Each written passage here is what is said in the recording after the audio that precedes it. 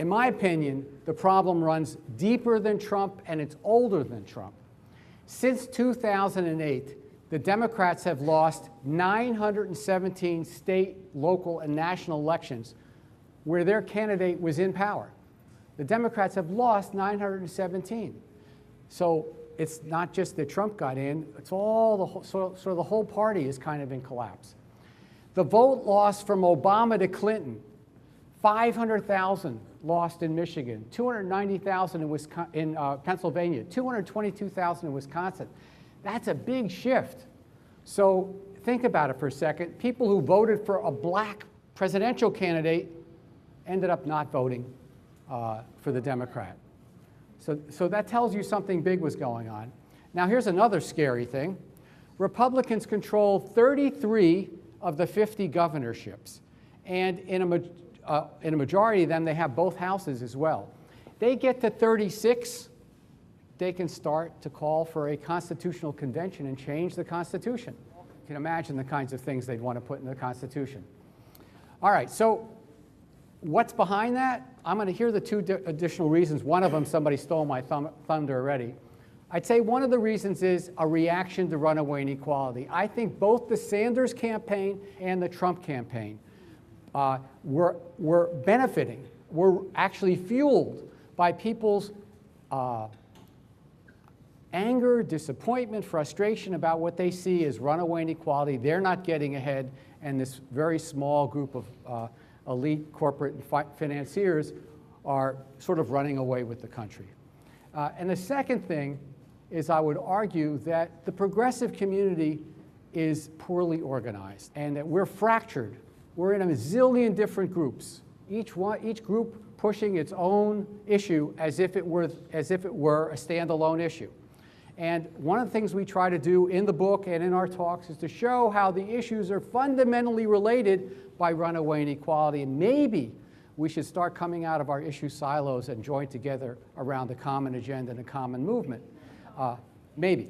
So the first question is, how big is the pay gap between the top 100 CEOs and the average worker in the United States now? Any ideas for people who didn't read the book? 400? 500? Well, all right.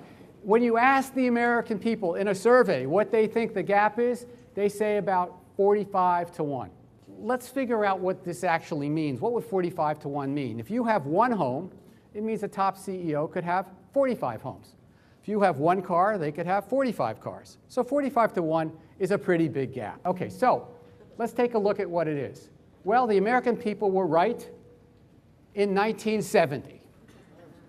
Basically, the American people think it's 1970. It's 45 to 1. Watch what's happened since 1970. 1980, 1990, 2010, we're jumping to 2014, it was 844 to 1. One home for you, 844 for them.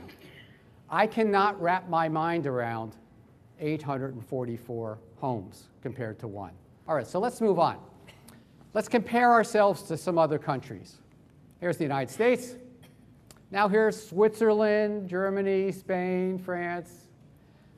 We're a little bit of an outlier. The next highest country is Switzerland, where all the banks are, et cetera, the secret Swiss accounts.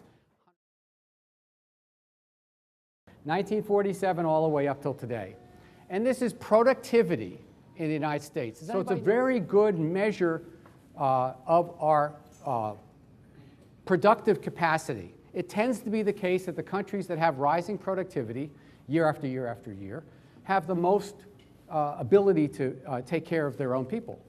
So it is the measure, the sum total of our technology, our educational system, our physical infrastructure, the skills of our workforce, all that comes together to produce productivity. We produce almost 3 times as much per hour of labor as we did in 1947, and we have tens of millions of more workers. So what's the big deal? Here's the second line.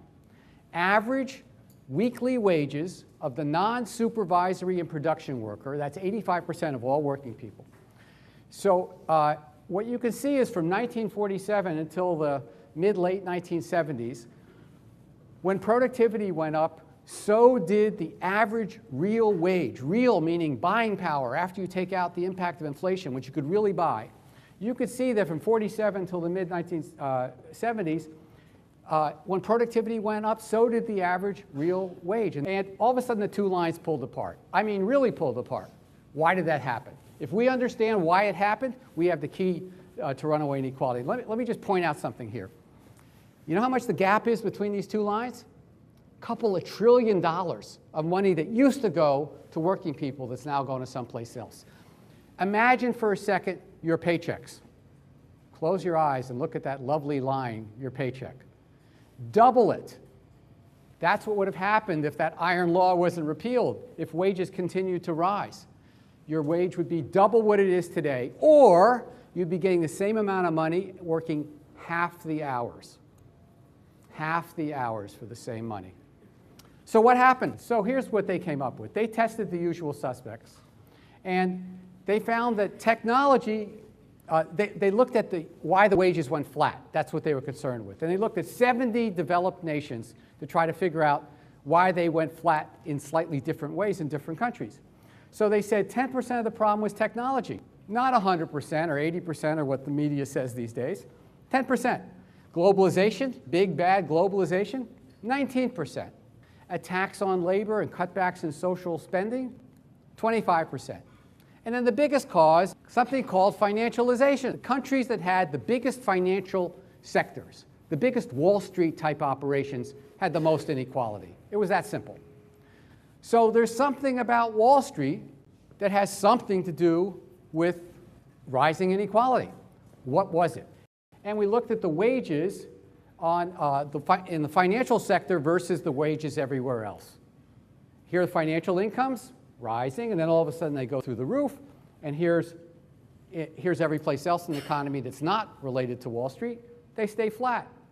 I go, whoa, look at this picture. It looks just like our productivity wage chart. We've got two charts that look the same. Usually this means that they're connected. We don't know if this is causing that or that is causing this or something else is causing both of them, but it gives us a clue that the money went somehow into the financial sector. They certainly benefited from it. How did that happen? How does so much wealth end up on the top in Wall Street? And here's where the story gets really interesting. Academics call neoliberalism, but we call it the better business climate model. This idea takes hold and captures both political parties and most economic departments, including the economists that I was studying with. So here's how it works. You cut taxes. This is going to all sound familiar to you because it's now our common sense. You cut taxes, especially on the wealthy. You cut regulations, and the biggest regulation of all in the economy are unions. So anything you can do to reduce unionization means you're reducing regulations, but they mean all kinds of regulations. You cut government social spending so that nobody gets anything for nothing, really, so people are more hungry to go out and work. And you privatize functions of government because the private sector can do those things better, cheaper, more efficient. And that leads to a profits and investment boom, and then all boats will rise. Now, every politician will, in both parties, will say something like this. They will say, we have to make a better business climate in the state of X. So the better business climate got drilled in to the whole political system. Now here's the interesting point. They had no clue what this would mean when they deregulated Wall Street. They spent no time thinking about it. In the most radical economics textbook in the country that you can get right now, there's one page on Wall Street. There were no courses in graduate school on Wall Street in the 70s. They knew that from the New Deal on, during our most prosperous period, the government had its foot on the neck of Wall Street. We didn't let them do a thing without someone checking on it. So it was a sleepy little backwater. If we go back to this chart for a second here, that's why it didn't matter whether you worked on Wall Street or if you worked for Chase Manhattan Bank or General Motors, given your level of skill, knowledge, et cetera, it didn't matter. You got paid about the same. Maybe bankers' hours were a little shorter. And then all of a sudden there's this enormous premium for working on Wall Street. That wasn't an act of God. That was the deregulation of Wall Street. it unleashed a monster that nobody anticipated. So, let me take you forward here. Here's what happened. After finance was deregulated around 1980, there's a group of people, then they had always been around, called corporate raiders, that saw their opening. They saw that they could buy up companies using borrowed money. And so what? It sounds like that's a big deal. Well, here's what they did. By the way, this was not really permitted before the late 70s and 1980 because they were so tightly controlled. So first what they did is they took, as soon as they would buy a company, they took a special dividend back for themselves. So it'd be like, you buy a house and the house gives you back your down payment. Wouldn't that be nice? You buy the house gives you back a down payment, a special dividends. Mitt Romney and Bain Capital were famous for doing this. Close the deal, give yourself back a special dividend. All right, you give some to the CEOs and the bankers that help put the deal together, and then you make the whole company pay it back. The debt's not on your shoulder. How many people here have bought a car with a car loan? Who pays back the loan, you or the car? No, seriously. If you bought Avis or Hertz would pay back the loan, not you. That was the beauty of these corporate takeovers. And of course, once people saw that this was going to work and no one was going to stop them, it happened again and again and again. And virtually every company that any of you have ever worked for has gone through this. All right, so now you got a problem. You just took over Hertz or Avis or General Mills or whatever, and you want to get as much wealth out of this. You're the big investor. You want to suck the wealth out of the company. How do you do that? Well, what you got to do is you need a straw boss. You need somebody that's going to help you do that on the inside of the company. You don't have time to do that because you're going to buy a bunch of companies. You want somebody else in there, and that person is going to be the CEO and the top officers. So to put them on your wavelength, you got to change the way they're paid. Back in 1980 or before, 95% of a CEO's pay was salary and bonuses, and about 5% were stock incentives. They changed that. They increased the amount of stock incentives from almost nothing in 1980 to, this is now all the top 500, not 100, to at least $9–10 million a year on average, some in the hundreds of millions. Today, 5% of the average CEO's salary and bonuses, 5% of their pay is salary and bonuses. That's it, 5%. The rest, or just about all the rest, are stock incentives. All right, now think about this for a second. I know we got some CEO material in the room. Think about it. You're a CEO. Almost all your pay is stock incentives. You go to work the next day. What are you going to do? What are you going to do? You're going to make the value of the stock go up. Of course you are. You didn't take the job to be an altruist. You want the stock to go up.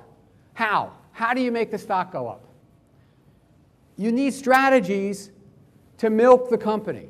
And they came up with an incredible one that was illegal before they came up with it, or virtually illegal. We call it stock manipulation. They took the company's money, went into the stock market, and bought back the company's own shares. Now, what does that do? Let's pause for a second. Assume, what's your name? James. James and I own $1 million company and 50-50 ownership. He's got one share and I've got one share. Each share is worth $500,000. James decides he's going to buy me out. So I'm gone. My share's gone. Now James owns the company. His share is now worth $1 million. He's reduced the number of owners. The remaining owner, that share is going to be more valuable. This works even with millions of shares. Also, if you're going to buy millions of dollars worth of shares, you have to go into the market and bid up the price just a little bit. Well, lo and behold, if you manipulate the price, it goes up. The value of your stock incentives go up. You get richer as the CEO, and of course the investor gets richer as well. And they can pull out. As soon as the stock goes up, they can start selling shares and make a quick gain. Well, you think this is just a little sideshow? This is the main event of corporate America. Here's the profits of all the companies in the Standard & Poor's, the 500 biggest companies. This is what percent of their profits they use for stock buyback. 2% in 1981. They allowed a little bit. Then they changed the rule. By 2007, by the time of the crash, 75% of all corporate profits went to stock buybacks. Every dollar that they can save at work, 75 cents, went to stock buybacks. And some companies went over 100%. How do they do that? Borrow money.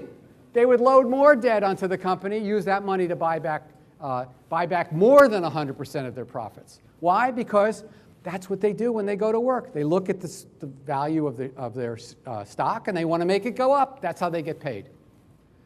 All across the board. This is modern corporate America. Now watch what this does.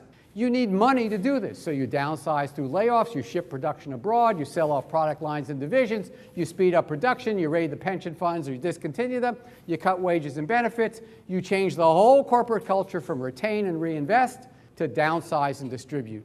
That is the name of the game. This is so bad that even the Wall Street Journal complains about the cuts in research and development in the pharmaceutical industry. They said, hey, they're not making new products because they're cutting down their R&D to do stock buybacks. Straight out of the Wall Street Journal. Not exactly a radical newspaper. This whole process that we just saw here, this is what we call financial strip mining. This is the strip mining of corporate America to siphon out the wealth and put it into their own pockets. And this helps explain why average real wages stagnate, why financial and CEO income skyrocket, why good jobs and benefits are under pressure and declining, etc. So, if it only hit every corporation, it would be a sad event. But unfortunately, it's even worse. It's hitting all of us. The first thing that happens is when they load up these companies with debt, it changes the picture. This is corporate debt in the United States from 1945 till today. Virtually no corporate debt until around 1980 when the financial deregulation took place, and now it's about $8 trillion of corporate debt. Forget about the government debt. The corporate debt is enormous. Now, how many people here have a mortgage? Interest payments on your mortgage are deductible. So are the interest payments on this. So that means corporate taxes go down. Look at this. They've fallen in half since 1980. So corporations have reduced their contribution to state and local government by half. And this starts to begin to answer the puzzle, how can the richest country in the history of the world constantly be in a fiscal crisis? We can't afford anything, right? Every politician is going to tell you, oh, we can't afford this, we can't afford that, et cetera. Well, corporations aren't paying anymore because of this financial strip mining. Now, the other thing is, how many people here have more than $10 million in assets? Nobody? Where are the rich union leaders that I've heard so much about? 10 million or up, you're not going to want to pay taxes. You don't have to pay taxes. You can move your money abroad.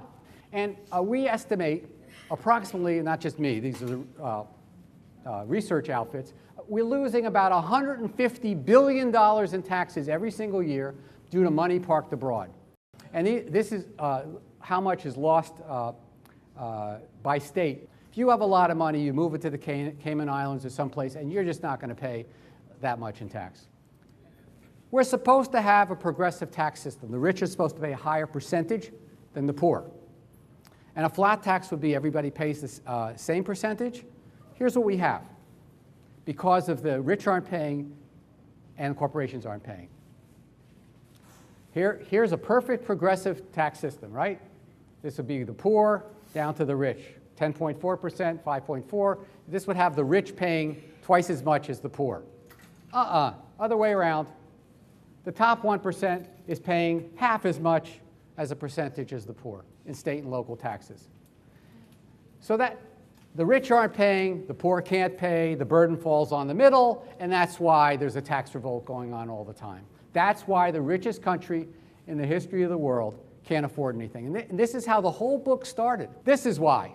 We can't afford anything anymore. We'd let half the population sleep on the street as long as if the rich aren't paying and corporations aren't paying and the wealth is going up to them, we can't afford anything.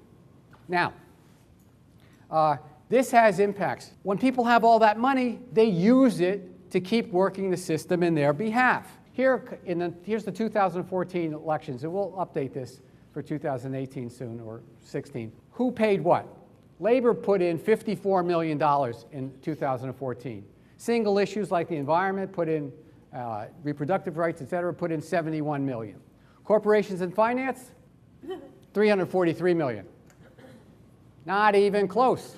Here's where the strip mining comes right into your community. All right, so you don't have tax money. How do you build anything? Well, you got to go to Wall Street to get the financing. Lo and behold, you can't tax them, but you got to go to them. You know, you can't tax the loan shark. You got to go to the loan shark to get the money so that you can keep your community semi-alive. Los Angeles. Here's a study that was done a few years ago in Los Angeles. Wall Street fees, not their interest payments, just the fees to close the deal, points, like points on your mortgage. The points that went to Wall Street, $334 million. The amount of money spent on the roads budget in Los Angeles, right? It's just about all roads in Los Angeles, was $163 million. Almost twice as much, more than twice as much, went to Wall Street in fees. Strip mined out of Los Angeles. Happening all over the country. How does strip mining impact the environment? Let me give you a little story. Environmentalists sometimes don't buy this story. They say, well, it doesn't matter to me. All I care about is climate change and it's an existential crisis, and rich people give us money on the environment. They like it too, so why should we care? Watch this. There was a guy named Harry Wilson who was appointed in the Obama administration to be on the GM bailout task force. He was 37 years old, hotshot from Wall Street, so he works there. He learns all there is. The bailout, he helps the bailout. We bail out GM for $49 billion, and the tax, we lose at the end of this. We lose $11 billion. The workers give back $11 billion. And I don't know about you. At the time, I thought, well, if GM gets on its feet again, I expect them to make the greenest cars in the world and to treat their workers well. At least make the green cars, for God's sakes.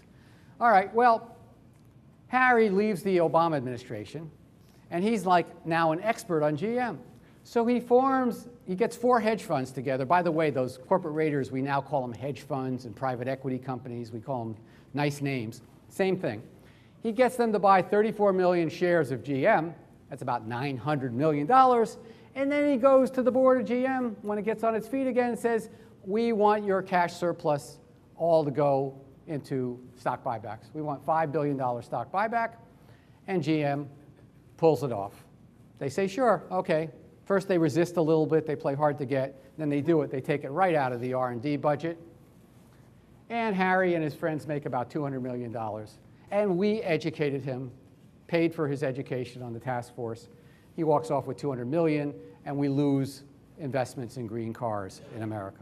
So this is happening in any company that you think should be going greener and caring more about the environment, caring more about health and safety, the plant manager will laugh at you. He says, I have no budget for that, because the whole plant is being financially strip mined for the CEOs in Wall Street.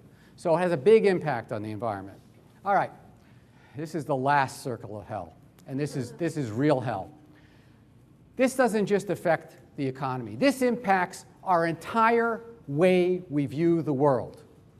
We have changed how we view the world between the 1960s, let's say, and today. And I've seen it. I can't believe I've seen this in my own lifetime. Blows my mind. Here we go. If you want an education, go into debt. How many people here are in debt, or you're holding debts for your kids? 1960s, we wouldn't have known what you were talking about. New York and California, and to New Jersey primarily, were free. Tuition-free places. Most of the big state schools, if you had a decent summer job, you could cover tuition. Now you go 10, 20, 30, 50, $100,000 in debt. This is viewed as normal. It was abnormal. This is a result of this new financial strip mining concept. If you're poor or jobless, you're on your own. When was the last time you heard about a war on poverty? That was the norm in the 1960s. You know, we knew there were poor people in the inner city, poor people in Appalachia. We knew we had to do something about that. Poverty was like rediscovered in the 1960s. So we had a war on poverty. Now, that's out the door. We don't do that anymore. If you're a public sector worker, any public sector workers here? By definition, you are less valuable than a private sector worker, right? You're kind of on the government dole. The real money is made in the private sector. You're living off it. That's an entire flip from the 1960s. It was important to do public service, Peace Corps, teaching, inner city teaching. You know, this was a calling to work in government. The Kennedys used to joke about, you know, people that just cared about making money. You should serve. Now, you know, forget about it. That's changed. And finally, if you do want a poverty program, go to jail. And I'm not kidding. Let me show you what's happened to these areas during runaway inequality. Here's student loans. $1.2 trillion industry. Financial strip mining students and their families. Unheard of in the 60s. Very small. Matter of fact, mostly government subsidized. Here's children living in relative poverty, right? You don't have a public sector that cares anymore, that really works on it. Children living in relative poverty by country, Iceland, Finland, Norway, Netherlands up here, other countries all over the place. Here's Romania, the worst, 25%. Who's second to last? The United States, 23.1% of our kids are living in relative poverty. Here's everybody else. The ones with the least inequality are the ones that take care of their kids the best. Duh, because they have money to put into the public sector. That's how you take care of kids living in relative poverty. Now, this is a very telling one. This is unemployment and underemployment. Underemployment means somebody that has a part-time job that wants a full-time job. This is high school graduates, not dropouts, graduates. 50%, over 50% of black youth are unemployed or underemployed. Latino, 36%. Anglo, 33%. I mean, yes, it's worse for African American youth, but it's bad all the way across the board. You think we would do something about this, right? If there ever was a place to do something, it would be right here. High school graduates, they did what we told them to do, stay in school, graduate, and then they can't find a decent job. Here's what we've done. Watch this. This is the prison population from 1910 onward. Let me narrate. 1910, 20, 30, 40, 50s. Okay, here comes sex, drugs, and rock and roll in the 1960s. Watch what happens. Whoop. Went up a little bit. 1970s, we were still stoned in the 1970s. Didn't go up much. Runaway inequality hits. Watch this. We have the most prisoners in the world.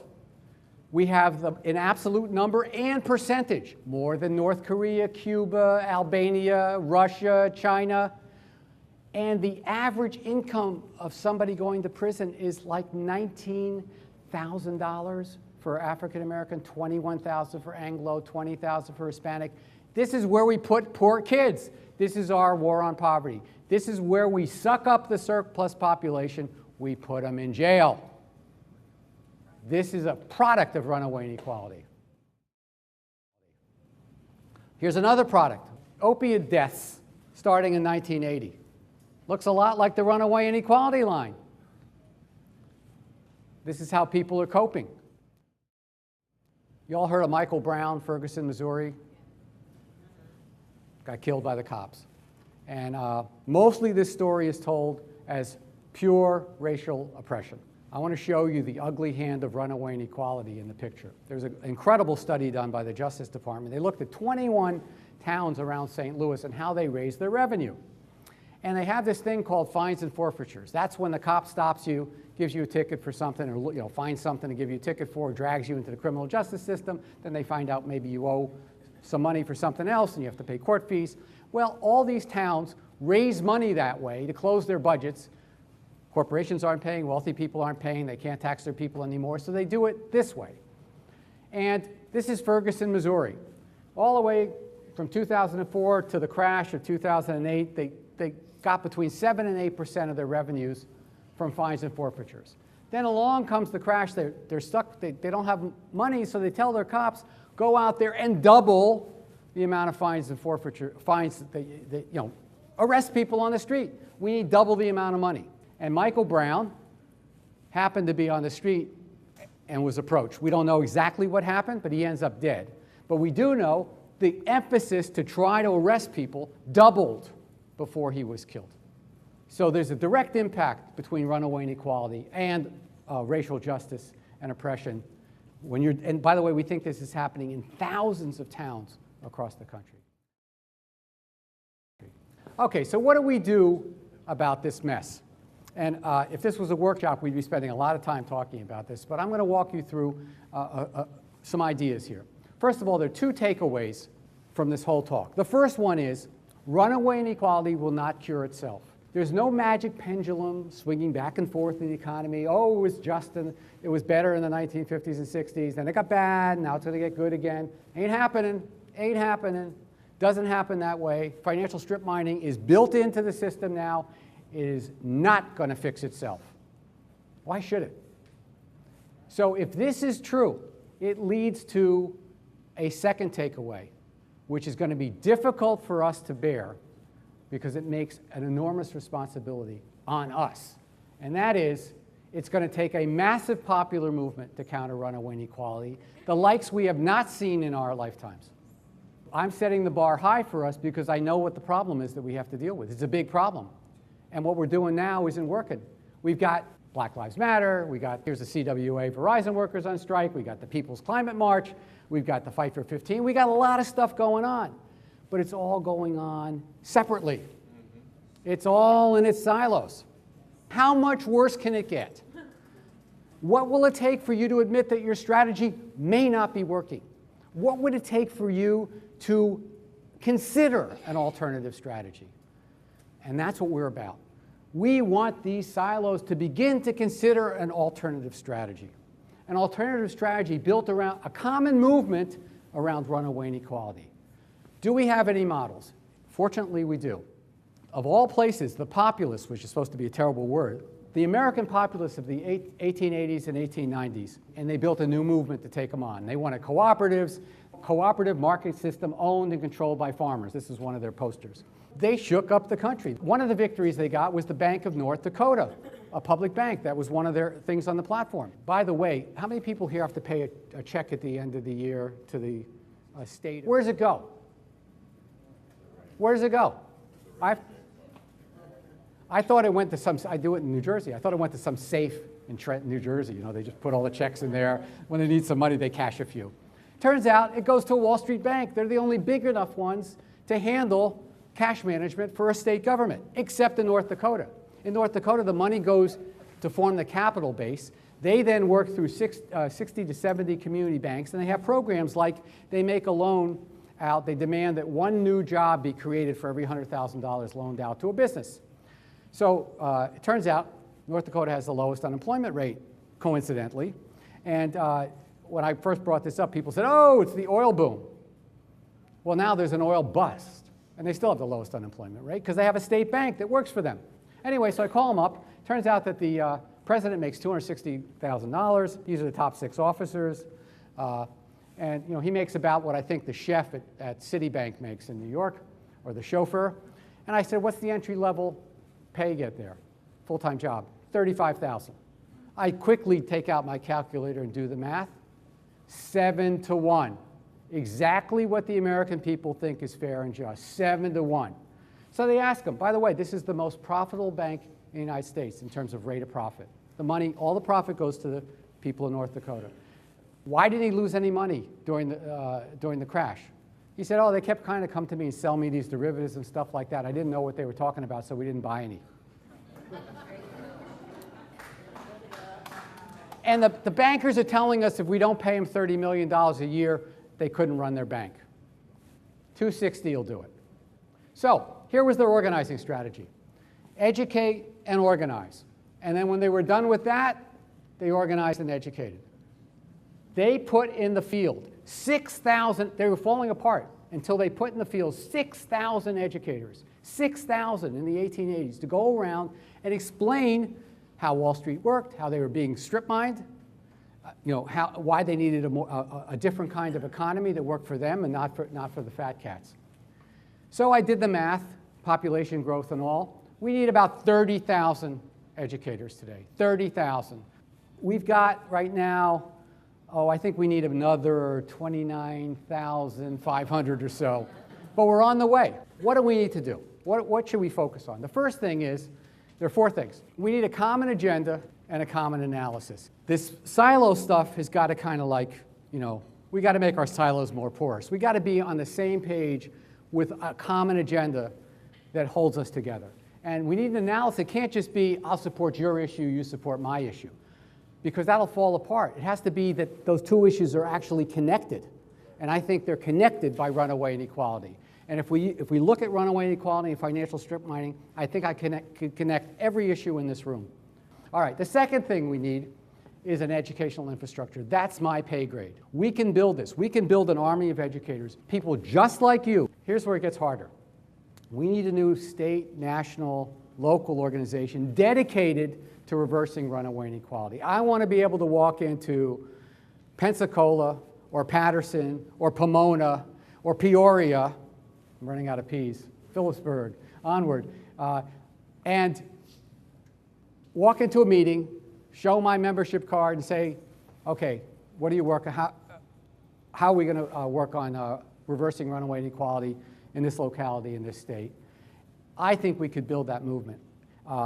I think you can actually start it right here. We can build it, but this is over my pay grade. I represent 5 people on a good day, assuming the rest of the staff is even listening to me, in New York. I don't represent 600,000 steelworkers or how many ILA people or 600,000 communication workers, or even what your organizations here represent. You could come together and form this and become a model for how we break out of our silos. But you won't do that until we conquer the 4th thing, which is we need a new activist identity. No matter what else we are, we can be a racial justice advocate, we can be a clean water advocate, we also have to be movement builders. We have to see ourselves as building a movement powerful enough to reverse runaway inequality, or it can't possibly happen. It's not going to just fall from the sky. We can't just wait for the next Messiah. Here are the challenges that this educational movement, this new organization has to deal with. How do we break out our silos and become movement builders? That's a trick. And we also have to figure out, how do we reach those voters that voted for Obama once or twice, hard to call them racists, then voted for Sanders or supported Sanders and then voted for Trump out of sheer frustration. We have found, by the way, half the steelworkers who voted for Trump. They also were for Bernie. And I work with them a lot. And we've had them in these workshops, and you can move them with the runaway inequality analysis. People are ready to do this if you're ready to reach out to them.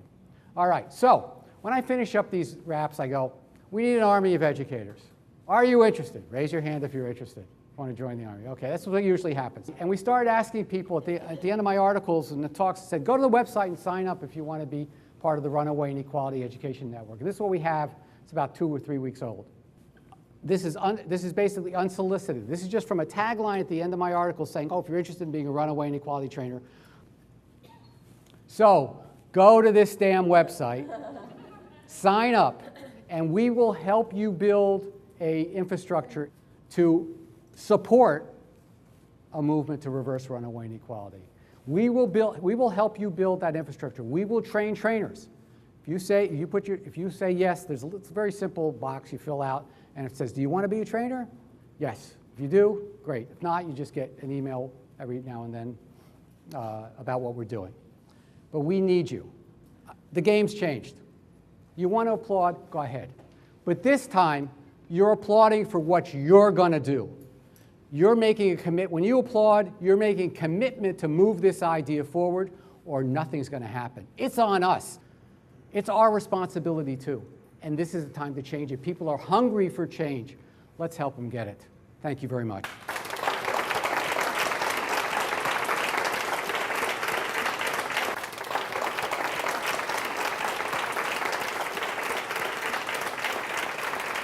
Thank you.